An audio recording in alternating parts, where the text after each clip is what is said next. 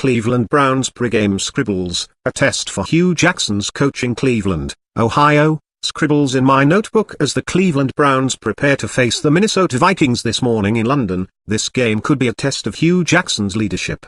I'm not talking about the results. The 5-2 Minnesota Vikings are a heavy favorite to beat the 0-7 Browns.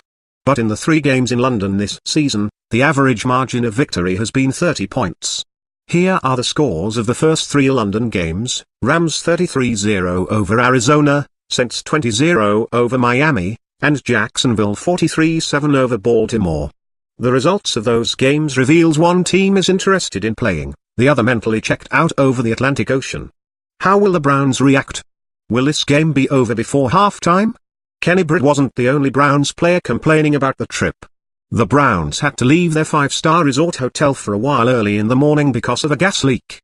The excuses and obstacles are in place. The Browns are without star left tackle Joe Thomas, tricep surgery, Myles Garrett, concussion, Jason McCourty, ankle. Some others may be out, but those are 3 of the Browns' best players. Add in the flight to London and few guys acting as if they traveled by sailboat, and this game could be a real mess. Garrett has played only 3 games. According to Pro Football Focus, he has 4 sacks, 2 other quarterbacks hits and 6 quarterback hurries and 65 pass rushing snaps. That's outstanding. With Garrett out, it is time for Carl Nassib and Ornate Orchard to make an impact. Both were drafted as pass rushers, neither has done much. Orchard is in his 3rd season, Nassib is a second-year player. Spencer Drango takes over for Thomas at left tackle. He will face Everson Griffin, who has 9 sacks for the Vikings. The Browns must give him some help with a tight end or H-back doing some blocking.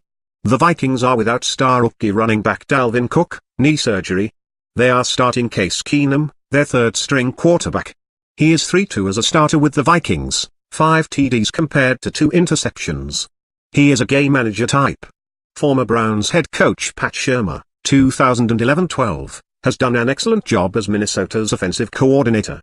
He was hired in 2016 when Teddy Bridgewater was supposed to start at quarterback, but Bridgewater suffered a major knee injury and he's still out. The Viking brought in Sam Bradford, and they were 7-8 with him as a starter last season. Bradford played in 2 games this year, both wins. Then he was injured. That led to Keenum taking over. His career record was 9-15 before being 3-2 this season. Shurmur has adapted his offense to the different players. I wrote about the pressure that Jackson is feeling. DeShone Kizer told the media something I never heard before from an NFL quarterback. He said one of his goals was to doing whatever I can to complete the game. Yikes. I don't blame him. He has been pulled from his last 2 starts. But that reflects the rookie's mindset along with Jackson's handling of the quarterback situation.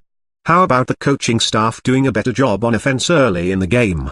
In the 6 games started by Kizer, the Browns have had 1 first down in their first series. Chris Pocorni, dogs by nature, broke it all down. It's ugly. Isaiah Crowell has carried the ball 13 times for 27 yards.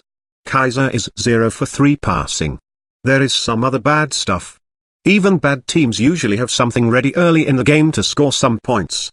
The Browns have only 10 points in the first quarter.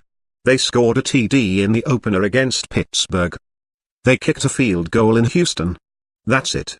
They have been outscored 34-10 in the first quarter. The Browns do need to run the ball to keep pressure off Kizer. But Minnesota has allowed only 1 rush TD this season. The Browns have only 4 rushing TDs this season, and 2 belong to Kizer. Crowell is having a miserable season with 287 yards in 91 carries, a 3.2 average. The Browns' longest run by anyone is 19 yards by Duke Johnson. The running game has been one of the biggest disappointments this season. There has been some discussion of Sean Coleman perhaps playing some left tackle. He did so in training camp and the preseason when Joe Thomas was resting. Coleman has been starting at right tackle. Coleman was a left tackle at Auburn.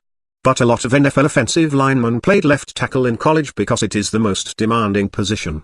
Drango was a left tackle at Baylor, although he has played mostly guard in the NFL.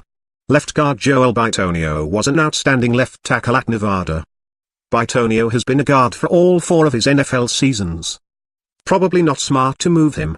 The Browns would prefer Drango to show he can do a decent job for the rest of the year at left tackle. Coleman has started at right tackle. He has been flagged for 8 penalties this season. That's the second most in the NFL. David Njoku has 4 penalties. No other Browns player has more than 3. In the 12-9 overtime loss to Tennessee, the Browns were flagged for 12 penalties. 6 of them were either false starts or offsides, the dreaded pre-snap penalties.